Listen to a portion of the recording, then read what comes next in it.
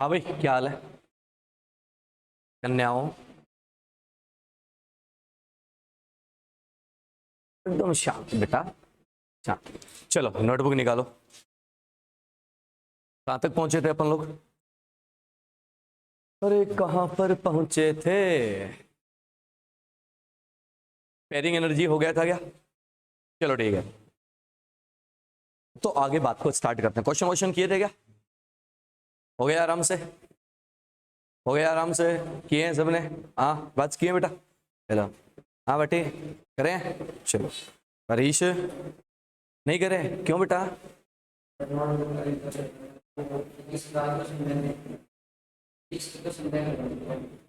Physics के 10 numerical. हाँ,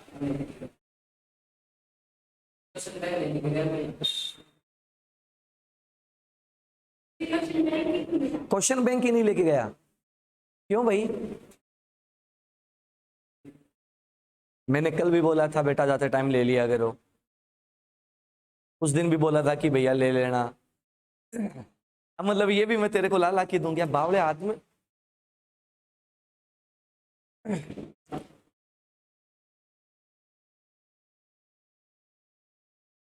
मतलब सारे काम मास्टर ही करेगा क्या? तुम तो कुछ तो करो यार, सीरियस हो यार थोड़े। ऐसे काम नहीं चलेगा, नहीं तो जो करते आए थे वही करेंगे तो वही होगा जो होता आया है। कुछ तो बदलना पड़ेगा ना अपने को, समझ रहे हो? चलो कोई बात नहीं, आज ले लेना और कल संडे है, सारे कर लेना। ठीक है? सारे मतलब सारे। चलो, डाउट वाउट आ रहे हैं या फिर सही चल रहा है मामला? आ रहे हैं डाउट? आ रहे हैं तो घर जाके दोबारा करो। हाँ तो डाउट तो आएंगे भाई। अगर तुम्हें डाउट ही नहीं आए तो इसका मतलब या तो मैंने बहुत बढ़िया पढ़ाया है या तुम लोगों ने बहुत बढ़िया पढ़ा है, और दोनों ही चीज हो नहीं सकती। गलत है क्या भाई? मैंने बहुत बढ़िया पढ़ाया है, ठीक है, ये मैं मान सकता हूं। तुम लोगों ने बहुत बढ़िया पढ़ा है, ये मैं नहीं मान सकता।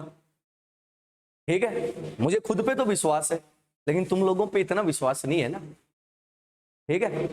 नहीं हुआ ना, उस क्वेश्चन को सोचो, आपस में डिस्कस करो और सोचो। मेरे को तो 15-20 सेकंड लगेंगे, मैं बता दूंगा बेटा ये हो गया, ये हो गया, ये हो गया। ठीक है? उससे मतलब कुछ नहीं निकलेगा। अगर कोई क्वेश्चन फंस गया ना, उसको करो, उसको करो। और एक है ना तुम्हारे क्वेश्चन बैंक में, एक लास्ट में क्वेश्चन है, एक लास्ट में क्वेश्चन है, लास्ट में। ये नहीं बेटा, इससे जस्ट पहले वाले पेज पे आ। एक है ना पैराग्राफ टाइप एक क्वेश्चन है ना, एक हाइपोथेटिकल क्वेश्चन है। वो क्वेश्चन करो। करो मतलब करना है तुम्हें। सर कल नेट नहीं चल रहा था तो आपने कल कहां तक पढ़ाया था, प्लीज बता दो। बेटा स्टेबिलिटी ऑफ इलेक्ट्रॉनिक कॉन्फ़िगरेशन बता रहे थे, उसमें जो है वो दो एनर्जी हम लोग चेक कर चुके, दो पॉइंट हम चेक कर चुके थे, सिमेट्रिकल इलेक्ट्रॉनिक डिस्ट्रीब्यूशन, और जो सेकंड था वो था कौन सा, पेयरिंग एनर्जी। ये दो पॉइंट हम लोग कंप्लीट कर चुके थे। इसके लास्ट में ना एक हाइपोथेटिकल क्वेश्चन है, पैराग्राफ टाइप क्वेश्चन है, कॉम्प्रिहेंसिव क्वेश्चन है। उसके नीचे 3 क्वेश्चन दे रखे हैं, शायद 3 ही है ना, वो क्वेश्चन करना।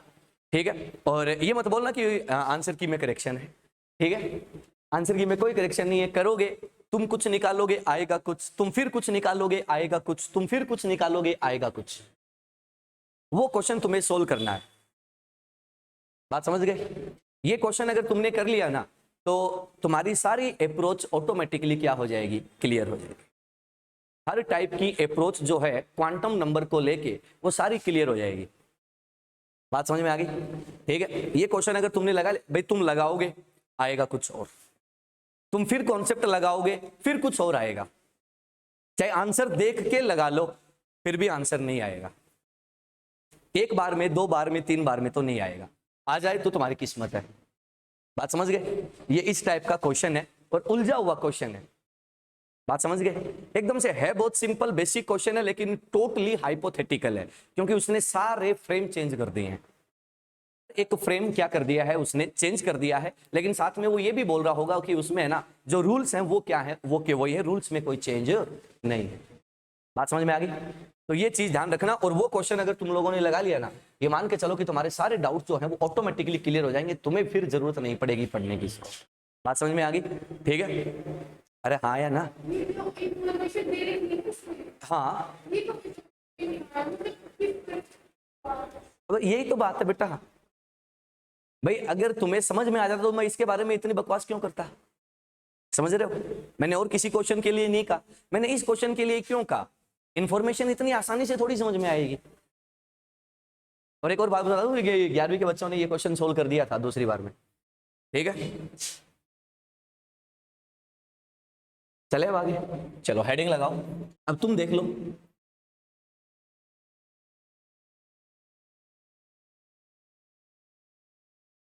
एक्सचेंज एनर्जी 11th के बच्चे क्यों कर पाते हैं पता है? क्योंकि उनको पहले से कुछ नहीं आता, उनको आप जो बताते हो ना वो चीज उनके लिए फर्स्ट टाइम होती है, तो वो उसी कॉन्सेप्ट को पकड़ के रखते हैं कि मास्टर ने ये बताया है मतलब ये शाश्वत सत्य है, इसको लगा दो इस पे, और उनके आंसर्स आ जाते हैं। ठीक है? ड्रॉपर के साथ प्रॉब्लम क्या आ जाती है कि उसने पहले से कुछ ना कुछ ले रखा होता है, और कुछ अपने भी बिल्डअप होते हैं, उसमें अपने ज्यादा होते हैं, मास्टरों के कम होते हैं, तो खुद के जो बिल्डअप होते हैं ना वो अपन उस पर पहले लगाते हैं। मास्टर जो कॉन्सेप्ट बताएगा वो तो बाद में लगेगा, पहले अपन अपने वाले लगाते हैं, जिसकी वजह से आंसर्स नहीं आ पाते हैं। इतना सा है और कुछ भी नहीं है। बात समझ गए? ठीक है, तो चलो आ जाओ, बात करते हैं सर एक्सचेंज एनर्जी। अब देखो सर यहाँ पे है ना, हम लोग बात करते हैं कि एक्सचेंज एनर्जी जो है वो कॉन्फ़िगरेशन को कैसे अफेक्ट करता है। बिल्कुल एकदम से बेसिक लेवल पे सुनना। देखो सर, एक्सचेंज एनर्जी का कॉन्सेप्ट जो है वो आप लोगों का अप्लाई होगा किस पर? तो अपन कह रहे हैं कि सर डीजेनरेट ऑर्बिटल्स पर। किस पर अप्लाई होगा? डीजेनरेट ऑर्बिटल पर। डीजेनरेट ऑर्बिटल मींस सबका एनर्जी क्या है? सेम एनर्जी है। तो मैं क्या करता हूं, डीजेनरेट ऑर्बिटल में इलेक्ट्रॉन्स को फिल करता हूं। ये मेरे पास, मैं अपनी मर्जी के हिसाब से 3 इलेक्ट्रॉन ले लेता हूं। इन तीनों इलेक्ट्रॉन्स का एनर्जी क्या है? सेम है। स्टेबिलिटी को एक्सप्लेन करने के लिए क्या कहते हैं कि ये जो डीजेनरेट ऑर्बिटल वाले जो इलेक्ट्रॉन है ये एक दूसरे के साथ अपनी पोजीशन को क्या करते रहते हैं? एक्सचेंज करते रहते हैं। बात वाले पड़ गई। एनर्जी सेम है, सबकी एनर्जी सेम है, तो ये क्या करते हैं? अपनी पोजीशंस को एक्सचेंज करते रहते हैं। इन तीनों का सेम है तो ये इसके साथ एनर्जी मतलब पोजीशन चेंज कर सकता है, और ये इसके साथ अपनी पोजीशन जो है वो चेंज कर सकता है। सिमिलरली ये वाला जो है वो इसके साथ भी क्या कर सकता है? अपनी पोजीशन चेंज कर सकता है, इसके साथ भी कर सकता है, तो ये हम ऊपर मेंशन कर चुके हैं। और ये वाला जो है वो इसके साथ कर ही रहा है और इसके साथ करवा दिया। बात पल्ले पड़ गई। तो अपन क्या कह रहे हैं कि डीजेनरेट ऑर्बिटल में जो इलेक्ट्रॉन्स प्रेजेंट हैं वो क्या करते हैं? अपनी पोजीशंस को चेंज करते रहते हैं एक दूसरे के साथ। अब समस्या क्या आती है कि सर सेम स्पिन वाला करेगा या ऑपोजिट स्पिन वाला? तो एक चीज सुनना बेटा, अपन क्या कह रहे हैं कि अगर मैं सेम स्पिन की बात करूं तो यहाँ पे कोई पंगा नहीं है। किसी बच्चे के माइंड में आ जाए कि सर आप एक काम करो, ये स्पिन ऐसे चल रही है और ये वाला जो स्पिन है वो ऐसे चल रहा है, क्लॉकवाइज और एंटी क्लॉकवाइज। आप ना इन दोनों को, सॉरी इसको ले लेते हैं, है ना। अपन क्या कह रहे हैं कि सर ये वाला इलेक्ट्रॉन है और इसकी भी अपने को क्या करनी है? चर्चा करनी है। आप कह रहे हो कि 2 ऑपोजिट स्पिन के इलेक्ट्रॉन है, अगर आप इनकी पोजीशन को चेंज करना चाहोगे तो आपके साथ क्या होगा? ध्यान से सुनना बेटा। अगर मैं ये कह रहा हूं कि ये क्लॉकवाइज घूम रहा है, ये एंटी क्लॉकवाइज घूम रहा है, सही बात है। अगर तुम इन दोनों की पोजीशन को चेंज करना चाहोगे तो क्या होगा? तुम्हें एक की स्पिन को चेंज करना पड़ेगा, सही बात है। अगर तुम स्पिन को चेंज करोगे तो ध्यान से सुनो, मान लो कि तुम सीधे जा रहे हो, ठीक है। मैं क्या चाहता हूं कि तुम्हारी डायरेक्शन को मैं बदल दूं, तो तुम्हारी डायरेक्शन मैं कब बदल पाऊंगा? जब मैं पहले तुम्हें फोर्स लगाकर क्या करूंगा? रोकूंगा, हाँ या ना। फिर तुम्हें रोटेशन दूंगा 180 पे, और फिर तुम्हें पुश करूंगा कि चलो आगे, हाँ या ना। इस पूरे प्रोसेस में क्या होगा? एनर्जी का एब्जॉर्प्शन होगा। एनर्जी का एब्जॉर्प्शन जहां भी हो गया, सिस्टम क्या बन जाएगा? अनस्टेबल। सेम कहानी किसके लिए है? इलेक्ट्रॉन के लिए। ये एंटी क्लॉकवाइज घूम रहा है, पहले तुम इसकी स्पिन को क्या करोगे? स्टॉप करोगे। स्पिन को स्टॉप करोगे, एनर्जी देनी पड़ेगी। फिर क्या करोगे? इसकी स्पिन को चेंज करोगे, क्लॉकवाइज एंटी क्लॉकवाइज से क्लॉकवाइज करोगे, तो फिर क्या करनी पड़ेगी? एनर्जी सप्लाई करनी पड़ेगी। तो भैया ऑपोजिट स्पिन वालों में ऐसा पंगा नहीं होगा। तो यहां से निकल के क्या आया? सेम स्पिन इलेक्ट्रॉन है, कहां पर? डीजेनरेट ऑर्बिटल में। वो क्या करते हैं? अपनी पोजीशंस को एक दूसरे के साथ चेंज करते हैं, और इसको नाम देते हैं एक्सचेंज ऑफ इलेक्ट्रॉन। क्या नाम देते हैं? Exchange of electron. और इस फिनोमिना में, इस प्रोसेस में सिस्टम क्या करता है? कंटिन्यूअसली एनर्जी रिलीज करता रहता है, और जब एनर्जी रिलीज करता है तो इस रिलीज्ड एनर्जी को नाम क्या देते हैं? Exchange energy. बात पल्ले पड़ गई। सिंपल है, एकदम से नॉर्मल सा कॉन्सेप्ट है। अब सुनना, अपन क्या कह रहे हैं कि जब भी सिस्टम एनर्जी रिलीज कर रहा है तो सिस्टम को क्या मिलती है? Extra stability. बात पल्ले पड़ गई। इससे पहले वाला क्या था, पेयरिंग एनर्जी। अगर एक ऑर्बिटल में तुम दो इलेक्ट्रॉन को पेयर अप करोगे तो तुम्हें एनर्जी सप्लाई करनी पड़ेगी, बिकॉज वहां पर क्या लग रहा है, इलेक्ट्रोस्टैटिक रिपल्सन लग रहा है। तो रिपल्सन के अपोज तुम काम कर रहे हो तो सिस्टम एनर्जी को क्या कर लेगा, ले लेगा। यहां पे ये क्या कर रहा है, एनर्जी को रिलीज कर रहा है। बात पल्ले पड़ गई। अब सुनो, अपन कह रहे हैं कि सर जितने ज्यादा नंबर ऑफ एक्सचेंजेज होते जाएंगे सिस्टम उतनी ही ज्यादा अमाउंट में एनर्जी क्या करता जाएगा, रिलीज करता जाएगा। इट मीन सिस्टम का स्टेबिलिटी जो है वो क्या होता जाएगा, इंक्रीज होता जाएगा। बोलो बात क्लियर है सबको, एकदम से सिंपल सा फिनोमिना है। ये कहां मिलेगा तुम्हें, एटॉमिक स्ट्रक्चर। क्लियर, तो चलिएगा लिखिएगा। लिखो लिखो, in degenerate orbitals, in degenerate orbitals, in degenerate orbitals same spin electrons exchange their positions, same spin electrons exchange their positions with each other, with each other, with each other, with each other. In this process, in this process released energy, in this process released energy is called as exchange energy. In this process released energy is called exchange energy. And stability of system, and stability of system increases, and stability of system increases, and stability of system increases. Clear है, एकदम simple सा है। चलिएगा अगला point लिखिएगा। देखो, on increasing number of exchanges, on increasing number of exchanges, on increasing number of exchanges, exchanges comma comma stability of system, stability of system increases. On increasing number of exchanges, stability of system increases। बोलो इतनी बात सबको clear है।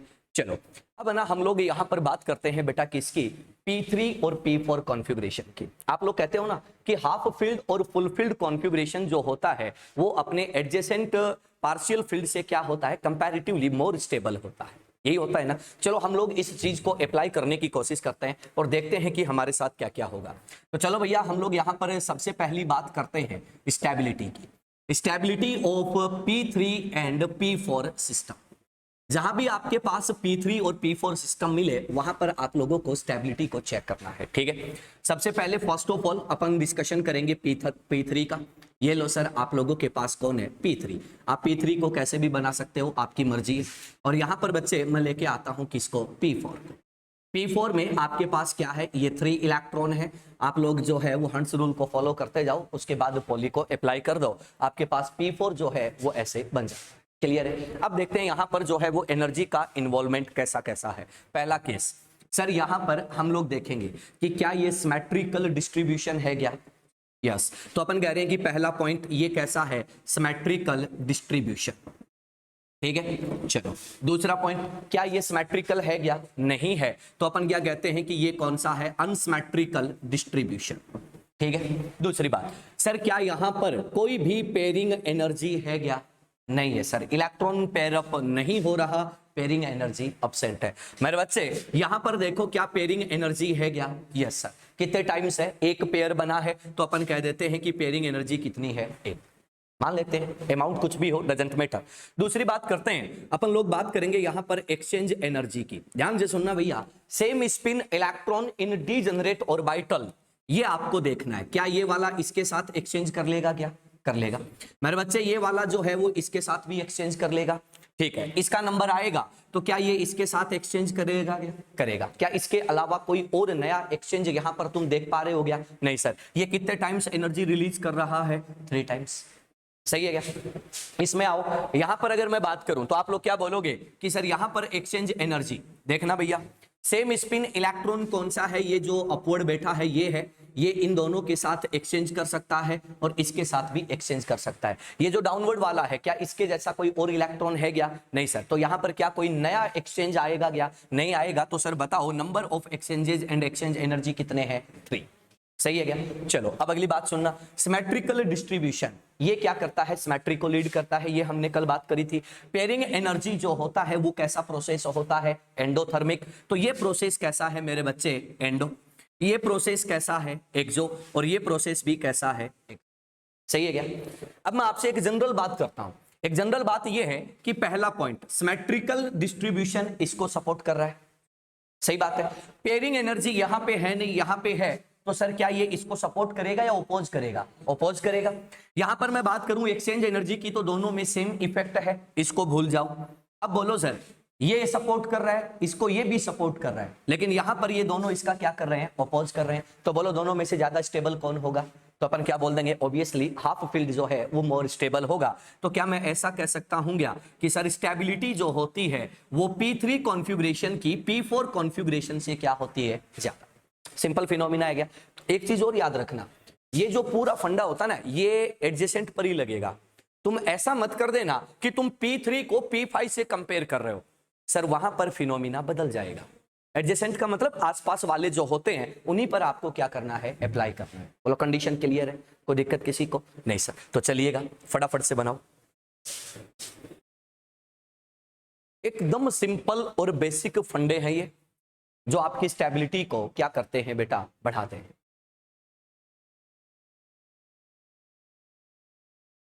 तुम कभी NCERT को फुर्सत में पढ़ोगे ना मन से, तो तुम एनसीईआरटी में इतने डेप्थ में चले जाओगे कि तुम समझ नहीं पाओगे कि यार ये बातें भी हैं क्या इसमें, इतना कुछ लिखा है।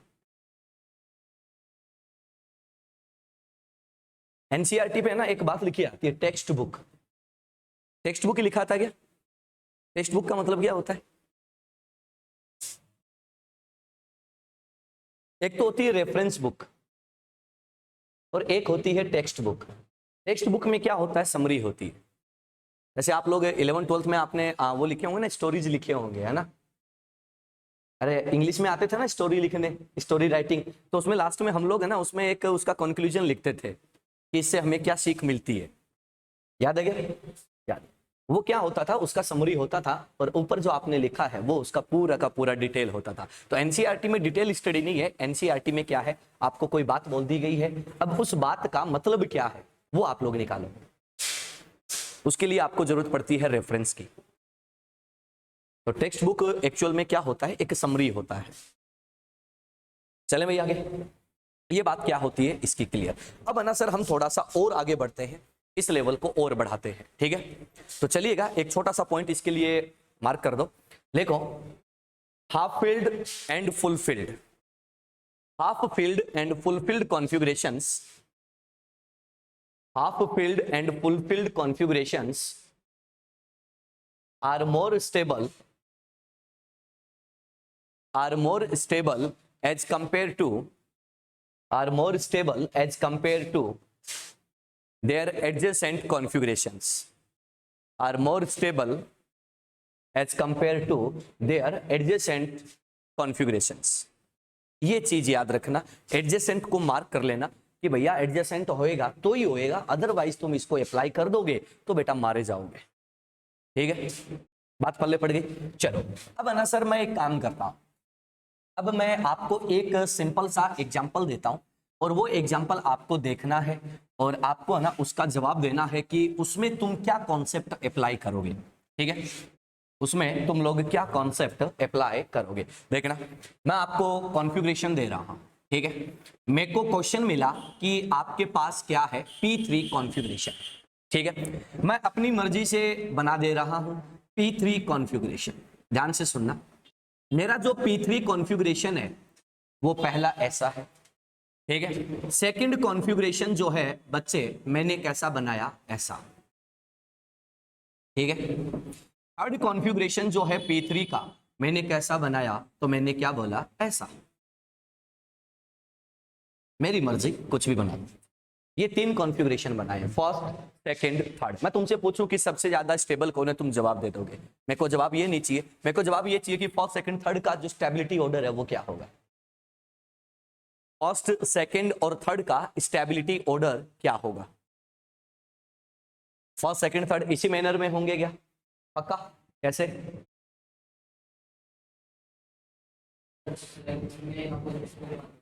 थर्ड में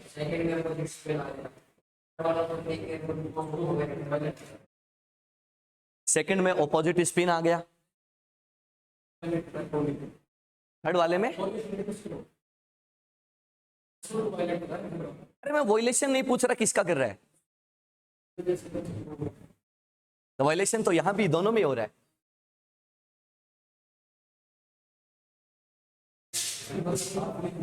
हाफ फील्ड हो जाएगा, तो ये सिमेट्रिकल डिस्ट्रीब्यूशन है, बट स्पिन ऑपोजिट है सर। फर्स्ट वाला तो स्टेबल है, ये तो सबको दिख रहा है, अंधे आदमी से पूछ लो वो भी बता देगा। चलो, हाँ देखो, मतलब ये नहीं होता, मतलब सब कुछ पढ़ाने के बाद भी है ना, मतलब ऐसे लग जाते हैं गैस मारने में। अरे देखो, मैंने क्या बोला, आप लोगों को मैंने 3-4 चीजें बताई है, वो लगाओ इस पे, रिजल्ट को तरीके से बनाना सीखो, है ना। देखते इनऑर्गेनिक का क्वेश्चन होता है, इसका मतलब ये नहीं होता कि उसमें पेन नहीं चलता, सबसे ज्यादा पेन चलता उसमें। एक मैंने तुम्हें कॉन्फ़िगरेशन जो है वो बताया है, यहां पर डीजेनरेट ऑर्बिटल है तो मल्टीप्लिसिटी बताया है, सही बात है। एक मैंने आपको पेयरिंग एनर्जी बताया है, एक मैंने आपको सिमेट्रिकल डिस्ट्रीब्यूशन बताया है, एक मैंने आपको एक्सचेंज एनर्जी बताया है। ये बातें मैंने आपको बताई हैं कॉन्फ़िगरेशन की स्टेबिलिटी को देखने के लिए, सही बात है क्या? चलो आ जाओ, यहां पर सबसे पहले मैं बात करता हूं बेटे किसकी, स्पिन मल्टीप्लिसिटी की। ध्यान से सुनना है, स्पिन मल्टीप्लिसिटी। इसके लिए स्पिन मल्टीप्लिसिटी कितना आ जाएगा भाई, और सही है क्या? इसके लिए स्पिन मल्टीप्लिसिटी कितना आ जाएगा, 1 + 1 2, सही है क्या? इसके लिए स्पिन मल्टीप्लिसिटी कितना आ जाएगा, 1 + 1 2। पहला पॉइंट। सर एक बात बताओ कि किसी भी कॉन्फ़िगरेशन के स्टेबल होने के लिए स्पिन मल्टीप्लिसिटी का वैल्यू क्या होना चाहिए, मैक्सिमम होना चाहिए, ये बात पता है ना। चलो दूसरी बात, अपन बात करते हैं बेटा किसकी, पेयरिंग एनर्जी की। पेयरिंग एनर्जी की बात करूं तो क्या पहले में कोई पेयर बन रहा है क्या, नहीं बन रहा।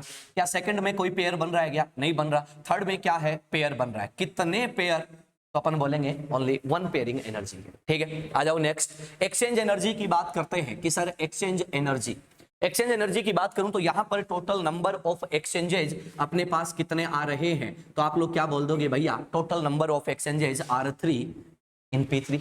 यहां पे आ जाओ, टोटल नंबर ऑफ एक्सचेंजेज, क्या ये दोनों अपनी पोजीशन बदल सकते हैं क्या, नहीं सर, ये वाला सिर्फ इसके साथ बदल सकता है, ठीक है। तो कितने एक्सचेंजेज पॉसिबल हैं, 1। यहां पर आ जाओ, देखो सर ये तो कोई पार्टिसिपेट नहीं करेगा बट ये कर जाएगा, तो अपन क्या बोलेंगे कि सर यहां पर नंबर ऑफ एक्सचेंजेज कितने हैं, 1। ये बातें आपके सामने है। अब ध्यान से सुनना, मल्टीप्लिसिटी का हायर वैल्यू स्टेबिलिटी को सपोर्ट करता है, सही बात है। तो अपन पहला पॉइंट क्या रखेंगे कि सर फॉर स्टेबिलिटी, कोई भी कॉन्फ़िगरेशन है, कोई भी कॉन्फ़िगरेशन, एनी कॉन्फ़िगरेशन, उसके लिए आपको सबसे पहले क्या चेक करना है, नंबर 1 उसका जो स्पिन मल्टीप्लिसिटी है, उसका जो स्पिन मल्टीप्लिसिटी है वो क्या होना चाहिए, तो तुम क्या बोलोगे, मैक्सिमम, पहली बात होना चाहिए, मस्ट है। दूसरा अपन बात करते हैं सर उसकी जो एक्सचेंज एनर्जी है वो भी क्या होनी चाहिए, मैक्सिमम, सही बात है। थर्ड कंडीशन में मैं बात करता हूं सर उसकी जो पेयरिंग एनर्जी है वो क्या होनी चाहिए, मिनिमम। उसका रीजन क्या है, पेयरिंग का जो कॉन्सेप्ट है वो किसको फॉलो करता है, एंडो प्रोसेस को, और ये किसको फॉलो करता है, एक्सो प्रोसेस को, सही बात है क्या। अब अपन क्या करेंगे, इन सब के बेसिस पे क्या करते हैं, चेक कर, बात पहले बड़ी। अब अपन क्या करेंगे कि सर मैक्सिमम किसके पास है, इसके पास, पेयरिंग का कोई कॉन्सेप्ट इसके पास है नहीं, एक्सचेंजेस कितने हैं, नंबर ऑफ 3, तो मोस्ट स्टेबल कौन आ जाएगा, 1, सही बात है। ये तो हमें पहले से पता, बच गए ये दोनों, इन दोनों पर सारे कॉन्सेप्ट लगा दो भैया, दोनों का मल्टीप्लिसिटी सेम है, रिजल्ट से पता नहीं चलेगा, एक्सचेंज एनर्जी क्या है, सेम है, पता नहीं चलेगा। बचा कौन बेटा, आपका पेयरिंग का कॉन्सेप्ट। पेयरिंग का कॉन्सेप्ट है तो यहां पर पेयर बन रहा है, यहां पे पेयर नहीं बन रहा, मतलब सीधी सी बात है कि कौन आ जाएगा सेकंड, और लास्ट में कौन आ जाएगा बेटा, थर्ड। ये क्या बन जाता है, स्टेबिलिटी ऑर्डर, ठीक है। जवाब देना सीखो लॉजिकल, बात क्लियर है। ये सब पढ़ाने के बाद पूछ रहे हैं भाई, लपेटो।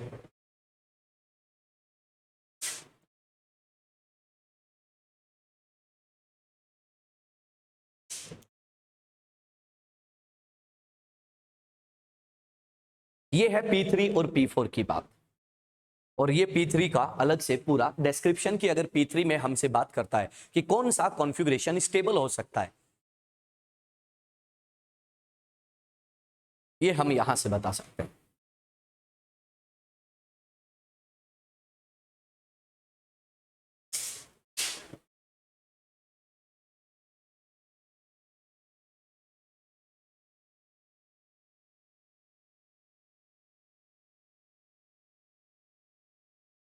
अब जो मोस्ट स्टेबल होगा उसको क्या बोल दोगे, ग्राउंड स्टेट, और बाकी जितने भी बच गए सब के सब क्या हैं, एक्साइटेड स्टेट। क्योंकि हायर एनर्जी का जो भी होता है मेरे बच्चे वो क्या होता है, एक्साइटेड स्टेट होता है। हो गया, सिंपल है ना एकदम से। चलो अब आगे बढ़ते हैं। अब हम लोग चर्चा करते हैं किसकी, आप लोगों के डी सबशेल की बात करते हैं। किसकी, डी सबशेल की। कि अगर मेरे को डी सबशेल में वो एक्सचेंज के बारे में चर्चा करता है तो मैं क्या उसको बता पाता हूं या नहीं बता पाता।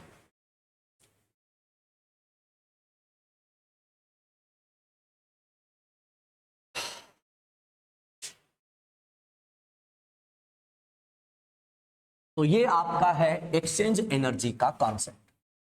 अब देखो सर, आपका पीछे आपको याद होगा मैंने आपका एक कॉन्सेप्ट जो है वो अभी भी पेंडिंग रखा हुआ है, वो वेकेंट ऑर्बिटल और फील्ड ऑर्बिटल वाला जो कॉन्सेप्ट था वो मैंने सिर्फ तुम्हें बताया था, लेकिन उस पर डिस्कशन पूरा नहीं किया था। ठीक है, ये पॉइंट जो है इसके बाद उसका डिस्कशन भी आएगा, सुनना। अपन बात करते हैं सर एक्सचेंजेज इन किसमें, डी सबशेल। तो अपन बात करेंगे कि sir number of exchanges, heading लगा लो, number of exchanges in D subshell. आपका जो डी सबशेल होता है उसमें नंबर ऑफ एक्सचेंजेज जो हैं वो कैसे बताए जाते हैं और कैसे हम लोग उसका डिस्कशन करते हैं, उस पर हम लोग थोड़ा सा देखते हैं। ध्यान से सुनना। देखो सर, सबको पता है कि डी सबशेल जो होता है उसमें टोटल कितने ऑर्बिटल्स हैं, 5 ऑर्बिटल्स हैं। मैं यहां पर बात करता हूं कि सर आप लोगों के पास डी एन है। एन का मतलब क्या हो गया, वेरिएबल है, 0 1 2 3 4 5 6 और मैक्सिमम कितना हो सकता है, 10 हो सकता है। ये कंडीशन आपके पास है। यहाँ पे हम लोग देखते हैं कि नंबर ऑफ एक्सचेंजेज जो हैं वो आप लोग कितने यहां पर लेकर आओगे। आ जाओ भैया, सबसे पहले बात करते हैं किसकी, D0 की। उसके बाद हम लोग लेके आएंगे D1 को, उसके बाद D2 को, D3 को, D4 को, D5 को, D6 को, D7, उसके बाद आएगा D8, D9 और D10। लास्ट कंडीशन यही होती है। अब आ जाओ, देखो सर सबसे पहले हम लोग यहां पर चर्चा करते हैं 1 2 3 4 5। डी में 0 इलेक्ट्रॉन, कोई इलेक्ट्रॉन ही नहीं है, तो नंबर ऑफ एक्सचेंजेस कितने आएंगे, 0। सिंपल है। चलो डी में 1 इलेक्ट्रॉन, एक इलेक्ट्रॉन है भाई। बोलो सर ये किसके साथ एक्सचेंज करेगा, कोई है ही नहीं एक्सचेंज करने के लिए, तो अपन क्या बोलेंगे कि यहां भी नंबर ऑफ एक्सचेंजेस कितने आएंगे, 0। करेक्ट है। चलो आगे बढ़ते हैं। डी टू जैसे ही आपने रखा तो आप क्या बोलोगे कि सर एक्सचेंज हो चुका है, start. Number of exchanges in D2 कितने आ रहे हैं भाई, 1। करेक्ट है। चलो और आगे बढ़ते हैं। ये आपका कौन है, D3 में मैं बात करूं नंबर ऑफ एक्सचेंजेज की, तो आप क्या बोल दोगे कि हाउ मेनी एक्सचेंजेज, तो आप क्या बोल दोगे, कितने दिख रहे हैं, 3 दिख रहे हैं, साफ साफ दिख रहे हैं। कितने हैं भाई, 3। चलो और आगे बढ़ते हैं। आपने बोला कि हम लेके आते हैं किसको, D4 को लेके आओगे, first exchange, second exchange, third exchange, ये आपका फोर्थ एक्सचेंज, ये आपका फिफ्थ एक्सचेंज। करेक्ट है क्या, और भी दिख रहा है क्या, यस सर। ये बचा हुआ है, ये सिक्स्थ एक्सचेंज।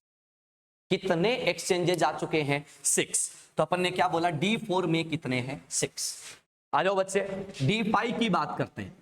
अगर D5 की बात करूं तो आप लोग क्या बोलोगे, अब नंबर ऑफ एक्सचेंजेस कितने हो जाएंगे, 10 हो जाएंगे क्या, पक्का। चलो तो अपन देख लेते हैं। इसका इसके साथ 1 2 3 और ये आ गया बेटा कितने, 4। करेक्ट है। इसका इसके साथ कितना हो गया, 1 2 और ये कितना हो गया, 3 हो गया।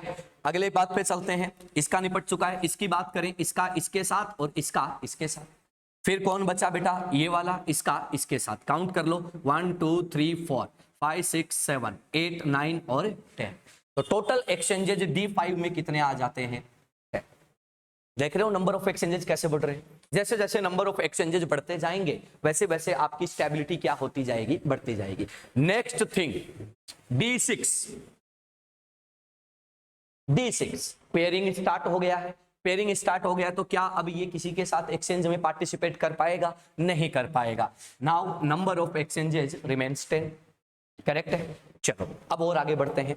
अब एक बात बताना कि सर अगर मैं D5 और D6 को कंपेयर करूं, D5 और D6 को कंपेयर करूं तो नंबर ऑफ एक्सचेंजेस क्या है? आइडेंटिकल है।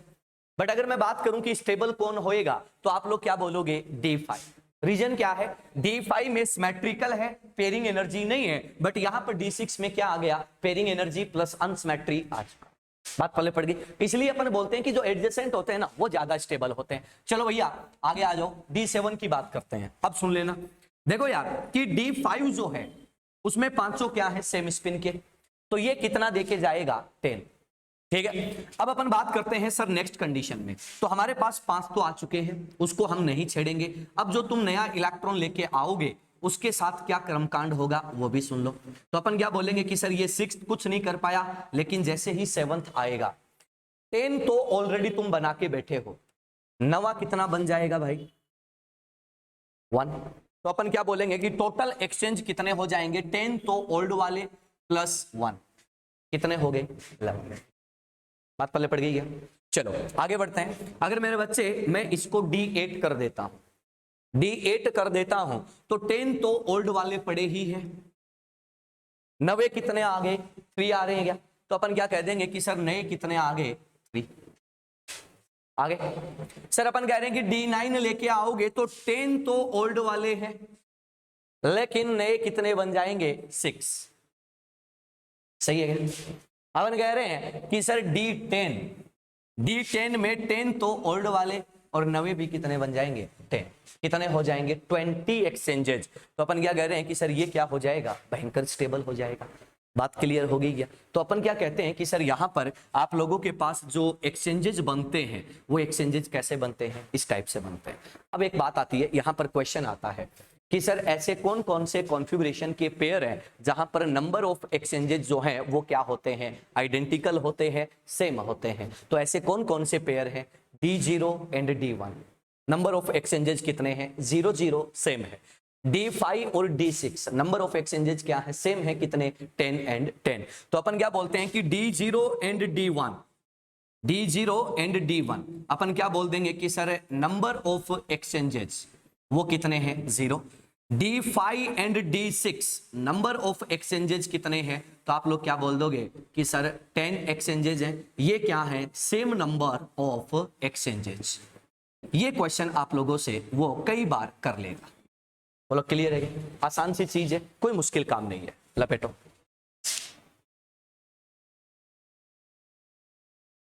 एकदम से छोटे छोटे कॉन्सेप्ट्स हैं जो आप लोगों को ध्यान में रखने। ये है आपका एक्सचेंज।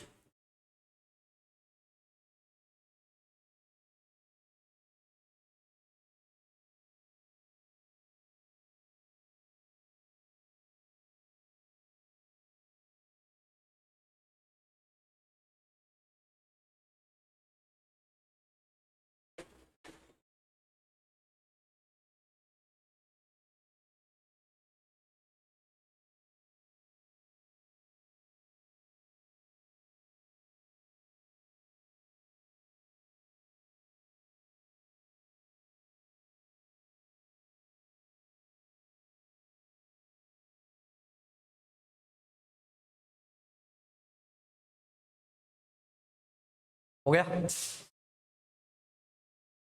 ध्यान से लिख लेना भाई, बहुत काम आएगा।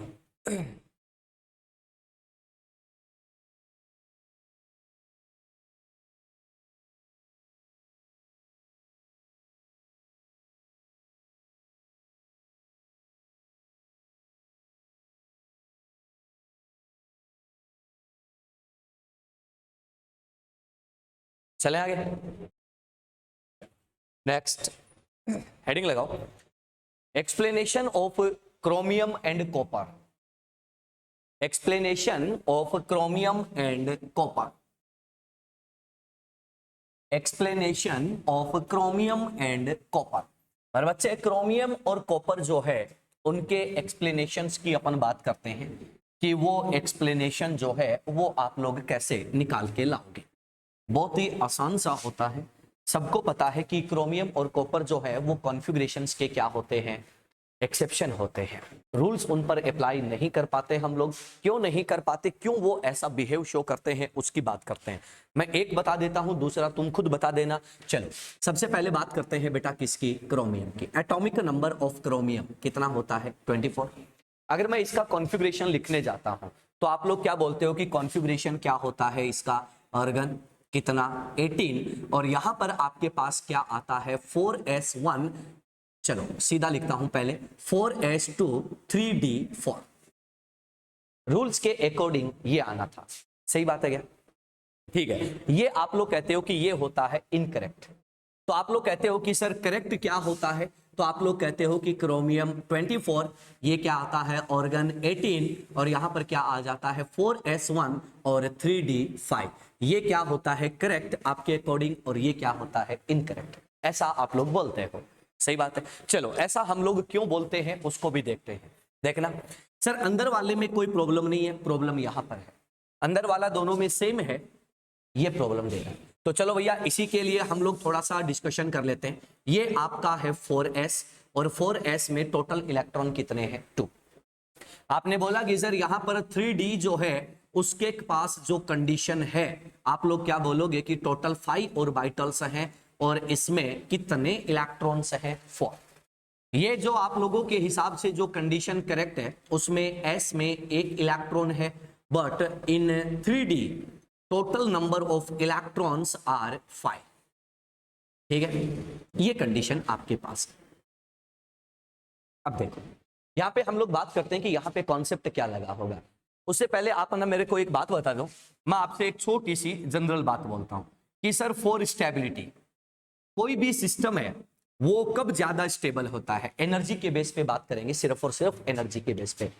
एक तो होता है एंडोथर्मिक प्रोसेस और एक होता है एक्सोथर्मिक प्रोसेस। जब भी कोई प्रोसेस होता है वहां पर सिस्टम एनर्जी लेता भी है और देता भी है, दोनों काम होते हैं। लेकिन फाइनली जब एंड होता है रिएक्शन का और प्रोसेस का, तो वहां पर जो फाइनल एनर्जी होती है वो बताई जाती है जिसका अमाउंट ज्यादा होता है।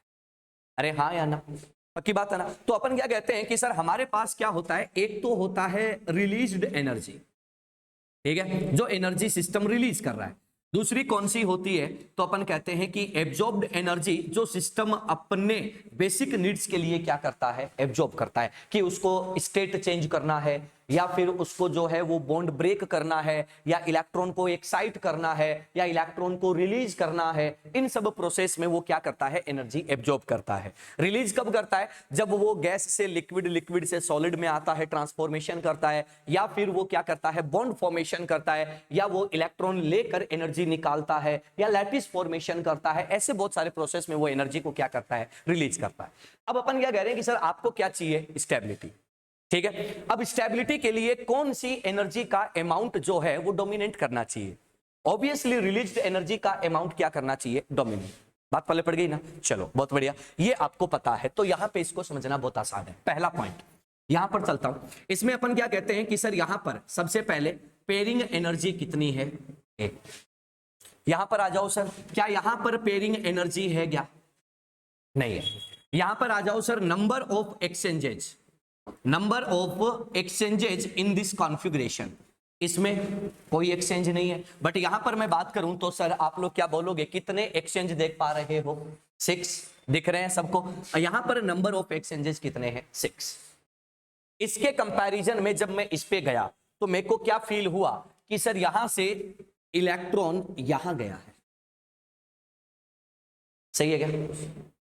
हाँ या ना? यहां से इलेक्ट्रॉन यहां गया है, मतलब लोअर एनर्जी स्टेट से हायर एनर्जी स्टेट में गया है। इसको क्या बोलते हैं, एक्साइटेशन। क्या बोलते हैं, एक्साइटेशन। मेरे बच्चे यहां पर एक्साइटेशन एनर्जी, सुन लेना, नया कॉन्सेप्ट बीच में आ गया। एक्साइटेशन एनर्जी कितने हैं, एक है कि नहीं है? बट इस एक्साइटेशन एनर्जी के बाद में नंबर ऑफ एक्सचेंजेस जो हैं वो कितने आ चुके हैं, वो काउंट करो। देखें, इसको तो भूल जाओ, इसमें तो एक्सचेंज नहीं है। बट यहां पर बात करूं तो कितने हो गए, 10 एक्सचेंजेज आपके पास आ चुके हैं। अब दोनों को करते हैं comparative study. Sir pairing energy यहां पर है बट यहां पर नहीं है, पहली बात। दूसरी बात, यहां पर एक्सचेंजेज 6 है, यहां पर एक्सचेंजेज जो है वो 10 है। यहां पर एक एक्साइटेशन हुआ है, यहां पर कोई एक्साइटेशन नहीं हुआ। तो एक काम करते हैं, पेयरिंग एनर्जी एंडोथर्मिक है, एक्साइटेशन एनर्जी एंडोथर्मिक है। ऑब्वियसली एक्साइटेशन का वैल्यू कम होता है, फिर भी हम दोनों को कैंसिल आउट कर लेते हैं।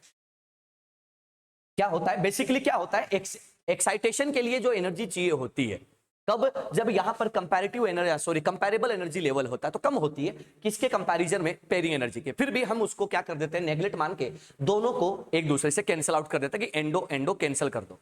एक्सो और एक्सो, कौन सा ज्यादा एक्सो है, ये मोर एक्सो है। अगर ये मोर एक्सो है तो अपन क्या कहते हैं कि सर ये प्रोसेस क्या हो जाता है, ज्यादा फिजिबल हो जाता है। अगर मोर फिजिबल हो जाता है तो मोर स्टेबल कौन होगा, ये बात पल्ले पड़ गई। तो अपन क्या कहते हैं कि सर ये प्रोसेस जो है वो क्या होता है, ये कॉन्फ़िगरेशन जो है वो क्या होता है, मोर स्टेबल। इसके कंपैरेटिव ये कैसा होता है, लेस स्टेबल। बात पल्ले पड़ गई, एकदम से आसान सा है। तो मैं ये कह दूंगा कि अगर मेरे को यहां पर रिजल्ट देखना है तो मैं क्या बोलूंगा कि सर यहां पर मेरे पास जो है वो आप लोगों की excitation energy, excitation energy, electron को एक्साइट करने के लिए जो एनर्जी चाहिए थी उसका वैल्यू कम रहता है। और अपन कहते हैं कि सर यहां पर आप लोगों की जो एक्सचेंज एनर्जी है वो क्या करती है, बहुत ज्यादा अमाउंट में एनर्जी क्या कर देगी, रिलीज कर देगी। तो सिस्टम जो है वो क्या हो जाएगा, ज्यादा स्टेबल हो जाएगा। ये कंडीशन किसकी होती है, आपके क्रोमियम की। अब आते हैं कॉपर पे। कॉपर भी ऐसा ही होता है क्या, सेम केस है, हाँ या ना, बस नंबर ऑफ इलेक्ट्रॉन वहां चेंज कर दो। ये होता है क्रोमियम, ये होता है क्रोमियम।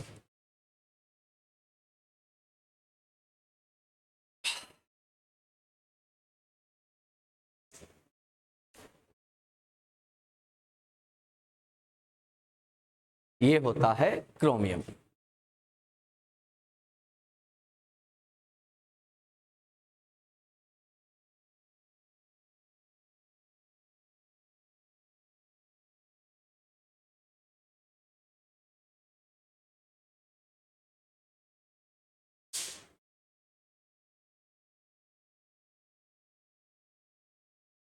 इनको तुम जितनी बार पढ़ोगे ना उतनी बार तुम्हें कुछ ना कुछ सीखने को मिलेगा।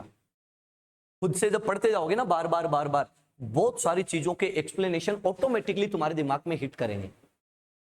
बहुत सारे कॉन्सेप्ट्स बिल्डअप होंगे, बहुत सारी नई चीजें तुम्हें ऑटोमेटिकली सीखने को मिलेगी। जो तुम्हारे पुराने कॉन्सेप्ट्स हैं, पुराना जो तुमने पढ़ा हुआ है, जब तुम उसको वापस पढ़ोगे तो ये चीजें जब जब भी हिट करेगी तुम्हें वो ऑटोमेटिकली उसका एक्सप्लेनेशन मिलना स्टार्ट हो जाएगा।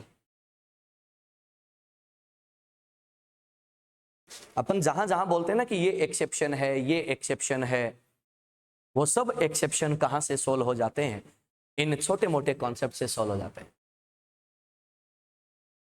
आपने देखा होगा आपके नीट एग्जामिनेशन में जब भी किसी इलेक्ट्रॉनिक कॉन्फ़िगरेशन की बात हुई है तो वो हमेशा कौन सा हुआ है, तो अपन कह रहे हैं कि वो एक्सेप्शन वाला ही हुआ है हमेशा।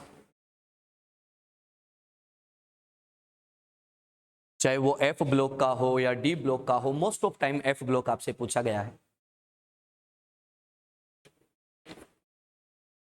हाँ जोएल, क्या हुआ, स्कैंडियम और S2 3D1 होता है, और S2 3D क्यों देखेंगे, अभी क्यों टेंशन ले रहा, अभी बात करेंगे, टेंशन मत, अभी तो बहुत कुछ आएगा दिमाग में।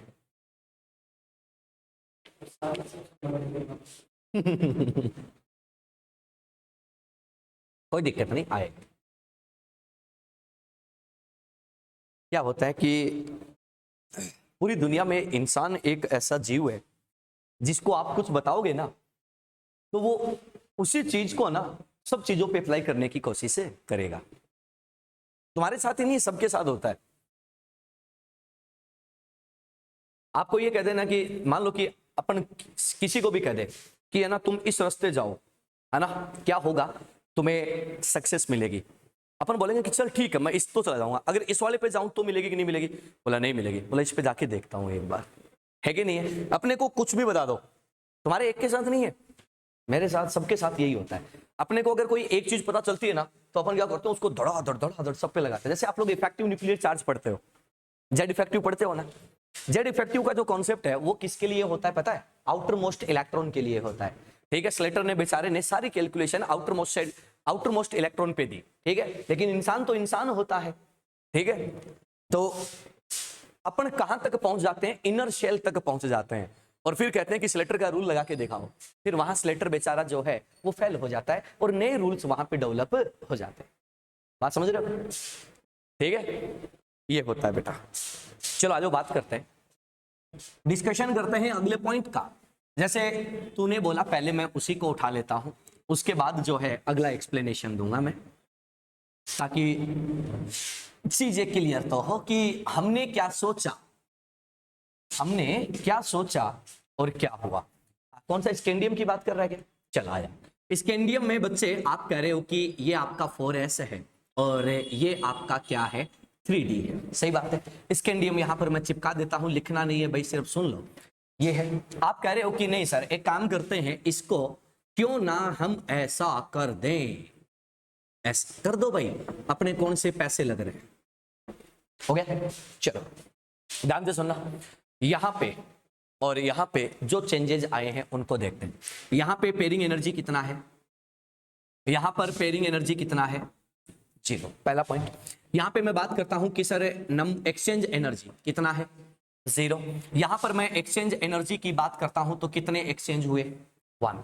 यहां पे मैं बात करता हूं sir excitation energy, excitation energy कितना है? 0। यहां पर मैं आता हूं तो सर एक्साइटेशन एनर्जी कितना है? 1।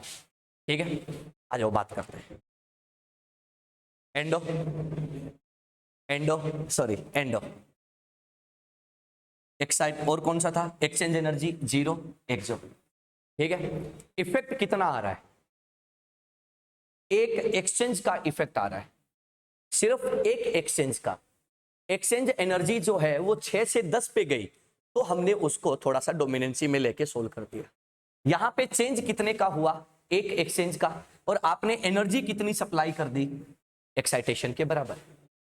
यहां पर दोनों एनर्जी का क्या देख लो, मैग्नीट्यूड देख लो। जो एनर्जी ज्यादा होगी उसी के हिसाब से हम चलेंगे। बात पल्ले पड़ गई। यहां पर जो है वो आपकी एक्साइटेशन एनर्जी जो है उसका वैल्यू क्या रहता है? ज्यादा, ज्यादा रहता है। ज्यादा रहेगा तो अपन ऑब्वियसली क्या बोल देंगे, मामला क्या हो जाएगा? बात पल्ले पड़ गई। सिंपल सा कॉन्सेप्ट। चलो ये तो होती है सिंपल सी कहानी। सर आवाज नहीं आ रही है बेटा, यहां से तो बिल्कुल सही आ रही है। माइक जो है उसमें बिल्कुल भयंकर दिखा रहा है, 3 डेसिबल के आसपास दिखा रहा है बच्चे। एक बार नेटवर्क ऑफ करके ऑन कर बच्चे।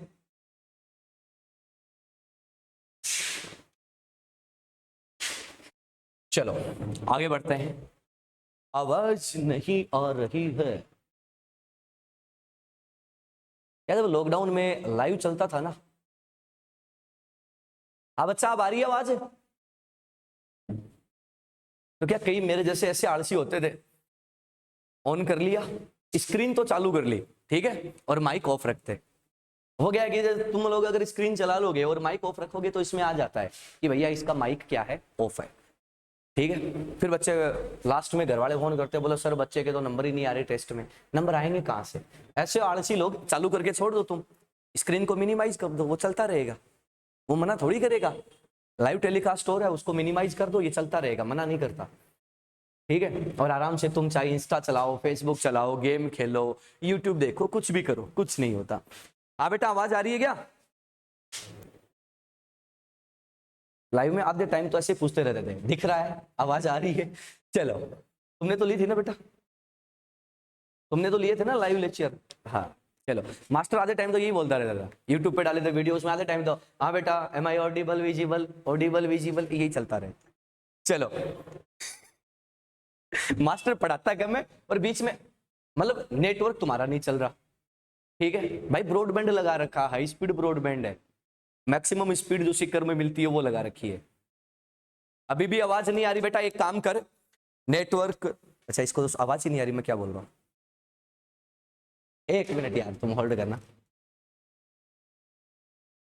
अब आ गई बेटा, तेरा नेटवर्क सही कर ले तुम, है ना। चलो आगे बढ़ते हैं। देखो, सेल्यूलर डेटा तुम देखते हो, तुम यूट्यूब चलाते हो, थोड़ी देर से ही चलता है, 20-50% जैसे कंजप्शन होता है उसके बाद क्या होता है, वो घूमने लग जाता है। घूमता कि नहीं घूमता? सेल्यूलर डेटा में ये सबसे बड़ी प्रॉब्लम होती है। ठीक है, तो ये कहानी आपकी क्या होती खत्म। हाँ, लास्ट एक बात बता के खत्म करता हूं बात को, आगे बढ़ते हैं, अगले पॉइंट पर चलते हैं। आपको याद है हमने कहा था कि सर 4s जो है जब वो वैकेंट होता है तो एनर्जी उसकी कम होती है, और जब वो फील्ड हो जाता है तो उसकी एनर्जी क्या हो जाती है, ज्यादा हो जाती है। सही बात है क्या? अरे हाँ या ना, ऐसा हमने बोला था। चलो आ जाओ, अपन यहां पर बात करते हैं, ध्यान से सुनना। अपन कहते हैं कि सर अगर आपके पास क्या है, वैकेंट और वाइटल, ध्यान से सुनना भैया, इफ वैकेंट और वाइटल्स, अगर वैकेंट और वाइटल है तो आप लोग क्या कहते हो कि sir energy, energy of 4s and energy of 3d, इन दोनों की आप बात करते हो, किसकी ज्यादा होती है भाई? 3d की। सिंपल है। अपन कहते हैं कि सर इफ फील्ड और वाइटल आपके पास क्या है, प्रेजेंट है, फील्ड और वाइटल क्या है, प्रेजेंट है। अगर फील्ड और वाइटल प्रेजेंट है तो आप लोग क्या कह देते हो कि energy, energy of 4s and energy of 3d, इन दोनों की बात करते हो तो एनर्जी किसका ज्यादा हो जाता है, 4s का। ऐसा क्यों होता है, सुनना। अपन कहते हैं कि ये वाली बात तो हमें पता चल गई, क्यों, n+l के अकॉर्डिंग ऐसा होता है, और ये कहानी हमें क्लियर। अब अपन चलते हैं सर किस पर, एक एग्जाम्पल पर। ठीक है, एग्जाम्पल पर चलते हैं। ये आपके पास कंडीशन होती है 1 2 3 4 5। ठीक है, यहां पे जब आप लोग देखते हो तो आप कहते हो कि मान लो मैं टाइटेनियम वाला एग्जाम्पल ले लेता हूं जो तुम्हारी नीट में आया था। ठीक है, आप लोग क्या बोलोगे, स्कैंडियम का भी ले लो, मुझे कोई प्रॉब्लम नहीं है। यहां पर आप लोग ले सकते हो, ये 3d है, ये 4s, दोनों को कंपैरिजन में लेके आओ। दोनों को कंपैरिजन में लेके आओगे तो क्या यहां पर कोई पेयरिंग एनर्जी है क्या? Yes sir. हाँ बेटा, अरे ये ले बेटा, और ये ले। ठीक है, प्रिंटिंग मिस्टेक इतनी तो चल जाती है। आ जाओ, इसकी अपन बात करते हैं। ये क्या है, पेयरिंग एनर्जी। यहाँ पे पेयरिंग एनर्जी है क्या? यहाँ पे पेयरिंग एनर्जी है क्या? नहीं। पहली बात क्लियर। दूसरा, यहां पर क्या लग रहा है, कूलम्बिक रिपल्सन।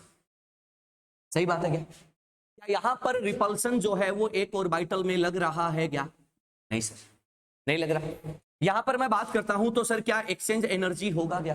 नहीं होगा। लेकिन यहां पर एक्सचेंज एनर्जी क्या हो जाता है, प्रेजेंट हो जाता है। बात पल्ले पड़ गई। अब हम देखेंगे यहां पे पेयरिंग एनर्जी भी है, एक ऑर्बिटल का रिपल्सन भी है, और एक्सचेंज एनर्जी भी नहीं है। यानी कि जो भी है वो एंडो का प्रोसेस है सारा का सारा। यहां पे देखोगे पेयरिंग एनर्जी नहीं है, यहां पे रिपल्सन भी बहुत कम है, दो अलग अलग ऑर्बिटल में है, और यहां पर एक्सचेंज एनर्जी का कॉन्सेप्ट भी आ जाता है। तो आप क्या बोलोगे कि सर इन सब को जब हम लोग कंक्लूड करेंगे तो क्या बोलेंगे कि ये एनर्जी में आगे चला जाएगा और ये एनर्जी में कहां आ जाएगा, पीछे आ जाएगा। बात पल्ले पड़ गई। यहां पे प्रोसेस हो जाता है एंडो, और यहां पर जो है वो एंडो होता है, लेकिन जब एक्सचेंज एनर्जी जो है वो इंट्रोड्यूस होती है तो ओवरऑल कैसा हो जाता है, एक्सो हो जाता है। तो ध्यान से सुनना, पहले 4s यहां पर था और 3d यहां पर था। ठीक है, जब सारा प्रोसेस हो गया इलेक्ट्रॉन फिलिंग का तो ये एनर्जी में थोड़ा सा नीचे आ गया, ये एनर्जी में थोड़ा सा ऊपर चला गया। ध्यान से सुनना, पहले ऐसे थे, ये 4s है, ये 3d है जब वैकेंट थे। जब एनर्जी में सारा सिस्टम हुआ तो 4s रिपल्सन की वजह से थोड़ा ऊपर आ गया। ध्यान से सुनना, थोड़ा ऊपर आया।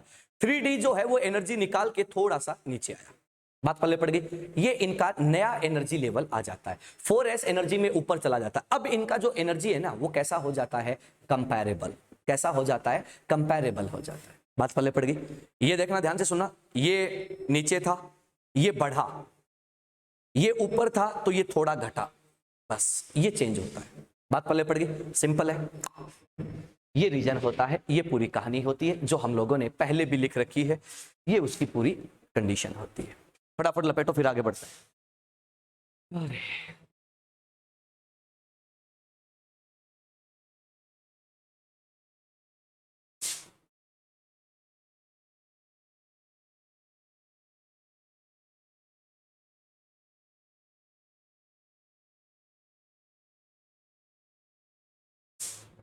अरे भाई भट्टी पल्ले पड़ रहा है क्या? अरे सही सही बता दियो, है पक्का?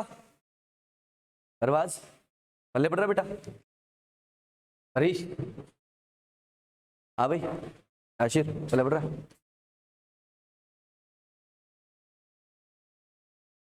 देखो ये कॉन्सेप्ट है ना, सारे इतने इजी गोइंग कॉन्सेप्ट हैं जिसकी कोई लिमिट नहीं है, बहुत इजी है। क्वांटम नंबर इतना ज्यादा इजी है, फिर भी अपन है ना उसमें थोड़े से कंफ्यूज हो जाते हैं। रीजन क्या रहता है उसका कि यार जो जितनी ज्यादा इजी चीज होती है ना, वो उतना ही ज्यादा क्या होती है, फ्लेक्सिबल होती है। अब कौन सी चीज कहां घुसेगी कहां निकलेगी उसका आइडिया नहीं रह पाता अपने को। उसको 2-3 बार पढ़ते हैं, लिख के देखते हैं, अप्लाई करते हैं, तब जाके वो क्या होता है, क्लियर होना स्टार्ट होता है।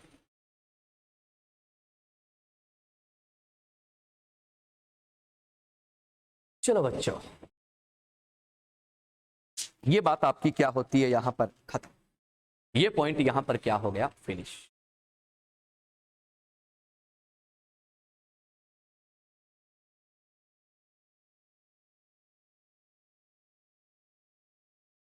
चले आगे, चलो चलो सर और आगे बढ़ते हैं, अगले पॉइंट पर चलते हैं कि अब और आपके साथ क्या होगा।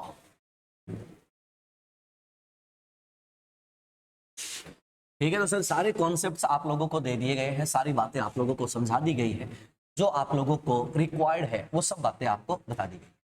ठीक है, क्वांटम नंबर कंप्लीट हो गया, इलेक्ट्रॉनिक कॉन्फ़िगरेशन के जो रूल्स हैं वो कंप्लीट हो चुके हैं।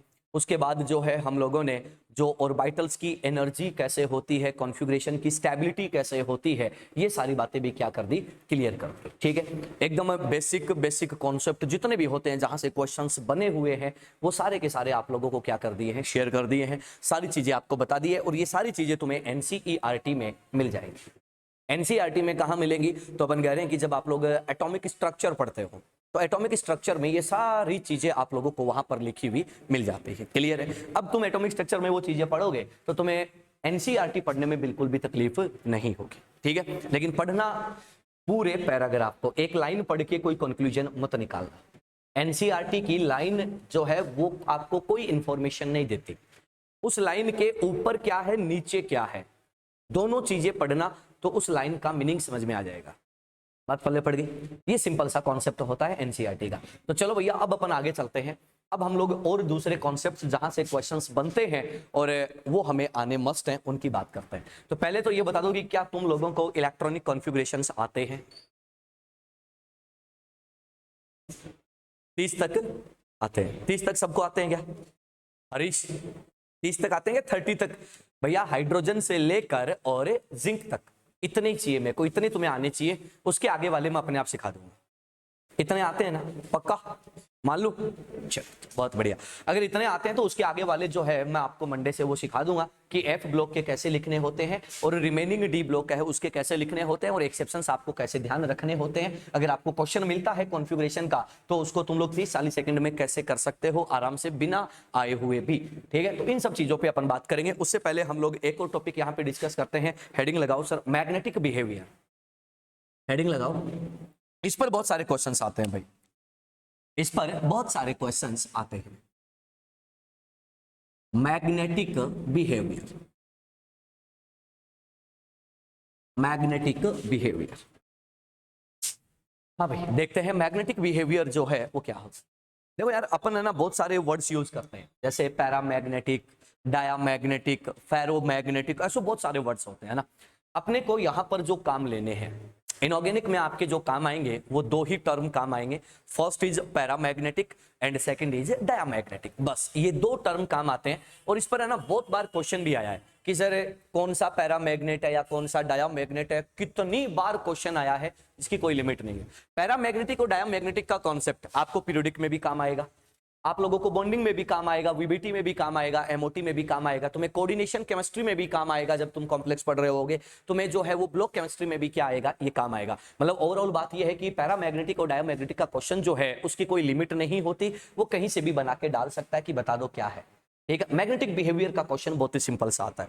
अब बात ये आती है कि कौन पैरा कौन डाया, उस पर बात करते हैं। तो सुन लो भैया, बहुत ही सिंपल सा है और नॉमिनल बात करते हैं। आप लोग क्या कहते हो कि आपके पास है ना जितने भी सब्सटेंस हैं जो हमें काम में लेने हैं उनका दो टाइप का नेचर होता है, first is paramagnetic and second is diamagnetic. अब सुनो, पैरामैग्नेटिक वर्ड हम लोग किसके लिए यूज करते हैं? ऐसे सब्सटेंस जो एक्सटर्नल मैग्नेटिक फील्ड में क्या होते हैं, अट्रैक्ट होते हैं। सिंपल टर्म है, उसके लिए वर्ड क्या होता है, पैरामैग्नेटिक। तो अपन यहां पर क्या मार्क कर देंगे, अपन बोल देंगे कि सर अट्रैक्ट्स, फटाफट लिख दो, अट्रैक्ट्स इन एक्सटर्नल मैग्नेटिक फील्ड।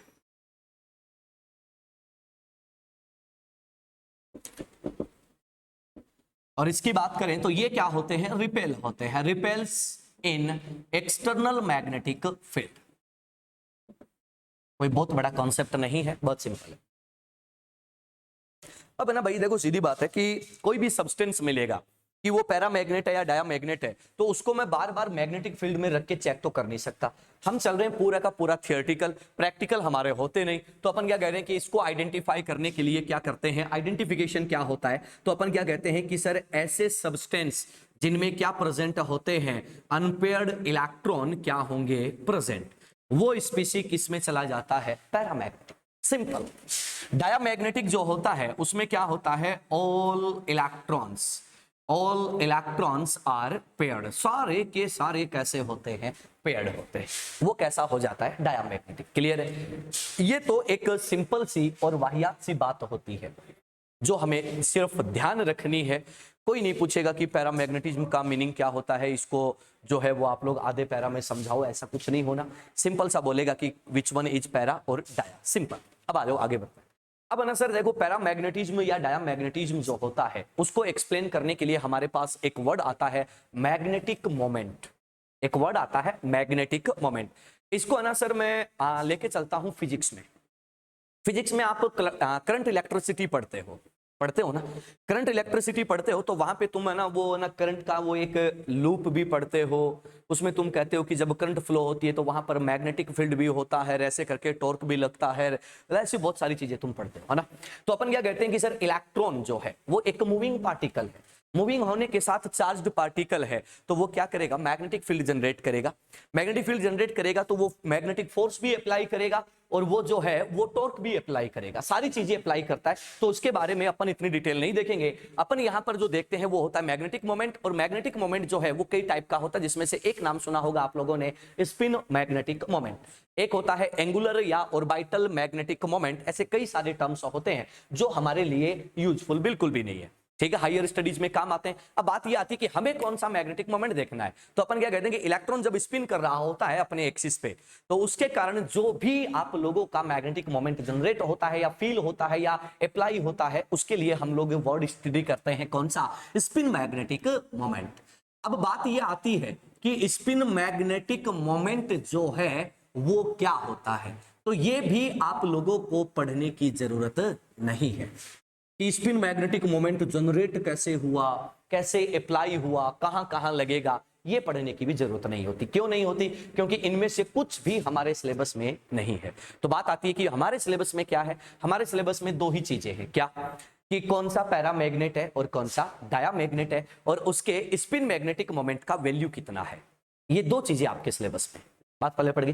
तो अपन क्या कहते हैं कि स्पिन मैग्नेटिक मोमेंट को आइडेंटिफाई करने के लिए हम लोग क्या करते हैं, एक फॉर्मूला काम में लेते हैं, और फॉर्मूला क्या होता है, square root of n into n plus 2। ये सिंपल सा फॉर्मूला काम लेते हैं। आप लोग बोलते हो कि n क्या होता है, तो अपन बोलते हैं कि number of unpaired electrons. Unpaired electron है उनके नंबर को यूज करते हैं और स्पिन मैग्नेटिक मोमेंट के मैथमेटिकल वैल्यू को हम लोग फाइंड आउट कर लेते हैं। ये हमारे क्वेश्चन का लास्ट लेवल होता है। बात पहले पड़ गई।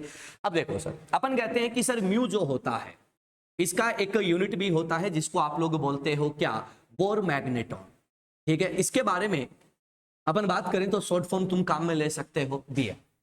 अब देखना, अपन कहते हैं कि सर हमारे पास क्या है, मैथमेटिकल कैलकुलेशन है या फिर पैरा और डाया, ये दो ही चीजें हैं। तो आ जाओ सर बात करते हैं। मैं कहता हूं कि आपके पास अनपेड इलेक्ट्रॉन कितना है, 1। अनपेड इलेक्ट्रॉन 1 है, तो आप क्या बोलोगे कि म्यू का वैल्यू कितना आएगा, 1 पुट करो भैया, कितना आ जाएगा, स्क्वायर रूट ऑफ 3, यही आएगा। अपन कहते हैं कि सर इसका जो है वो वैल्यू कितना होता है, 1.73, सही है क्या, ठीक है। दूसरा, अनपेड इलेक्ट्रॉन तुम 2 पुट करो तो कितना हो जाता है, square root of 8। Square root of 8 जो होता है वो कितना होता है, 2.84। सही है। चलो मैं बात करता हूं 3 को पुट करोगे तो कितना आएगा 515, और 15 जो होता है वो होता है 3.87। निकाले होंगे स्क्वायर रूट। अपन क्या कहते हैं कि 4 जो होता है 4 + 6 24, और 24 जो होता है वो होता है ऑलमोस्ट 4.89। ठीक है। अगर मैं 5 पुट करता हूं तो 5 होते ही ये कितना हो जाता है 735, और 35 जो होता है वो कितना होता है 5.92 के अप्रोक्स, 91 या 92 के अप्रोक्स होता है। अगर तुम 6 पुट करोगे तो वो कितना हो जाएगा 848, और 48 का जो स्क्वायर रूट होता है वो होता है 6.94 के समथिंग, ये होता है। ठीक है। अब सुनो, अब देखो सर तुम क्या बोलोगे, हमें ये याद करना है ना, एग्जाम में मिलेगा ये सब कुछ लिखा हुआ। तुम्हें क्या ध्यान रखना है वो ये है, तुम्हें है ना सर ये वैल्यू नहीं देगा, कभी भी नहीं देगा। वो क्या देगा, ये वैल्यू देगा। ये वैल्यू देगा कि कोई स्पीसी है जिसका स्पिन मैग्नेटिक मोमेंट जो है वो इतना है। आप ये बताओ कि सर उसमें नंबर ऑफ अनपेड इलेक्ट्रॉन कितने हैं, या फिर वो कौन सा आयोन फॉर्म कर रहा है, या उसका कंपाउंड कौन सा है, ऐसे क्वेश्चन देता है। तो ऐसे क्वेश्चन में हमें मैथमेटिकल कैलकुलेशन बिल्कुल भी नहीं करनी है। डेसिमल से पहले जो डिजिट पड़ा है उसको पकड़ लो, और आप लोग जो है अपने अनपेड इलेक्ट्रॉन को पकड़ लो। मिल गया जवाब। डेसिमल से पहले जो भी डिजिट है वो आपका अनपेड इलेक्ट्रॉन को है। तुम बोलोगे मास्टर अगर 6 से ज्यादा आ गया तो बेटा तुम्हारी लास्ट कैपेसिटी ही कितनी है, 6 की है। वो भी कहां पर, क्रोमियम में है, बाकी कहीं नहीं है। बात पल्ले पड़ गई, एकदम से सिंपल सा है। तो बस ये चीज आपको ध्यान रखनी है, और इस पर क्वेश्चन कैसे कैसे आते हैं वो हम लोग देखेंगे। तो नोट करो फटाफट से, आगे बढ़ते हैं। Magnetic behaviour. रितु बिटिया आवाज रुक रुक के आ रही है, क्यों आ रही है, क्योंकि आपका जो नेट है वो बेटा फ्लक्चुएट कर रहा है, इसलिए आ रहा है, बफरिंग की वजह से आ रहा है रुक रुक के। ठीक है। यहां पर जैसे ही बेटा अगर नेट का स्पीड स्लो होता है तो इंडिकेशन आ जाता है कि आपका नेटवर्क जो है वो बहुत ही स्लो हो गया है, रीसेट करें। ठीक है। तो यहां से बेटू कोई प्रॉब्लम नहीं है, यहां से प्रॉब्लम होती तो मेरे वाला भी नहीं चलता। यहां से सही स्ट्रीम हो रहा है बच्चे। ठीक है।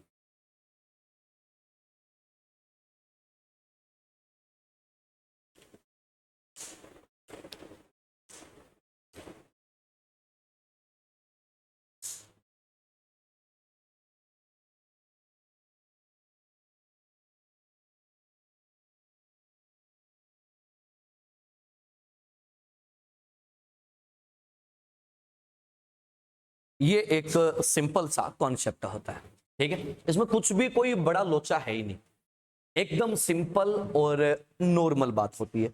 अपन ये इसमें कोई कॉन्सेप्ट ढूंढे, कोई कॉन्सेप्ट नहीं है इसमें, एकदम सिंपल टू द पॉइंट बात है।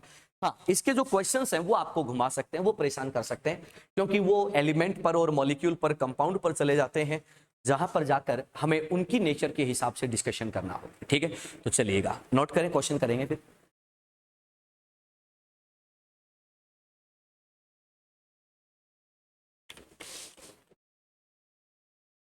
लिखिएगा एक सिंपल सा क्वेश्चन, एकदम बेसिक क्वेश्चन से चलते हैं। लिखो, which of the following pair, which of the following pair of species, which of the following pair of species is diamagnetic, which of the following pair of species is diamagnetic in nature, is diamagnetic in nature? Options are, first option is copper 1 plus, copper 2 plus. Second option is titanium 4 plus, Mn 3 plus.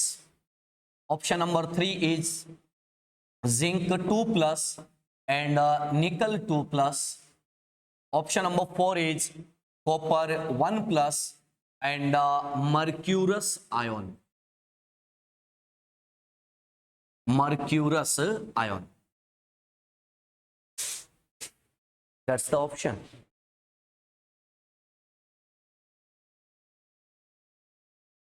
ये NEET में आया वो question तुम्हारे,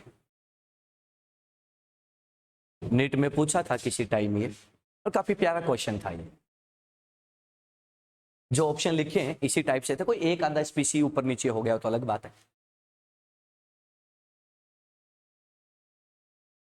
try करो, देखें।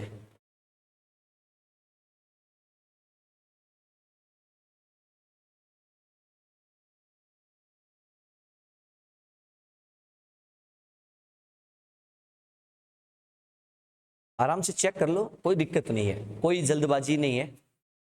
आप लोग check करो, पहले आप अपने मेथड्स कॉन्सेप्ट्स माइंड लगाओ, उसके बाद जो है क्वेश्चन का जो तोड़ है वो निकालेंगे कि ऐसे क्वेश्चंस जो हैं उनको मिनिमम टाइम में कैसे किया जाए।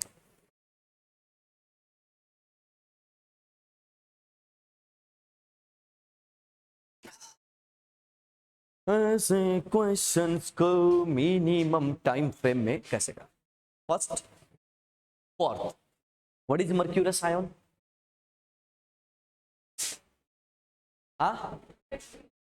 Hg1+ या +1, सही है। Hg1+ निकालियो, फिर क्या होता है? जैसा जिंक 1+ वैसा ही Hg1+। जिंक कैडमियम मर्क्यूरी, जैसा जिंक 1+ वैसा मर्क्यूरस 1+ या Hg1+, सही है। तो जिंक 1+ क्या होता है? D10S1। S1 का मतलब अनपेड है, तो इसका मतलब Hg1+ जो है उसमें भी अनपेड होना चाहिए फिर तो। हाँ, एक ही ग्रुप के मेंबर है सारे, तो जो ऊपर वाला देगा वो नीचे वाला देगा, ऑब्वियसली होता ही है ऐसा। गलत है क्या? नहीं, बोला 3 ऑप्शन नहीं आ रहे इसलिए चौथा बोल दिया। हो सकता है चारों गलत हो, कोई आंसर ना हो, ये भी तो हो सकता है।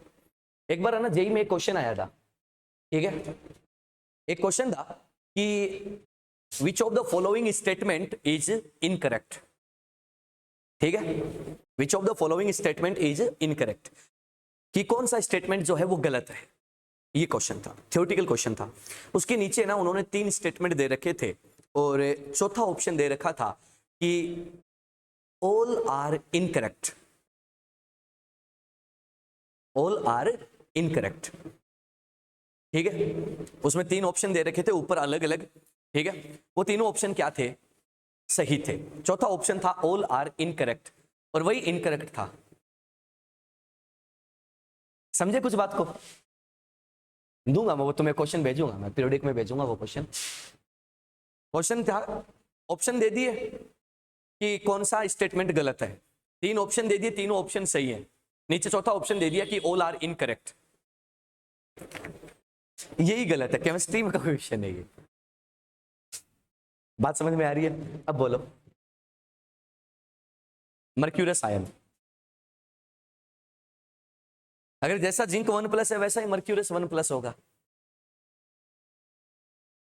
है कि नहीं है? चलो कोई बात नहीं, आज की क्लास को इसी बात पे खत्म करते हैं, ठीक है। कल अपन इसका जो है पूरे मेथड चेक करेंगे कि कैसे आंसर आएगा। तुम सोचो इतने में क्या आएगा तुम्हारे हिसाब से। मर्क्यूरस 1+ तो मैंने बता दिया क्या होता है, वो आपको समझा दिया है। अब आप थोड़ा सा अपना दिमाग लगाना कि आंसर कौन सा होगा। बोला आंसर तो हमने निकाल दिया है, चौथा होगा।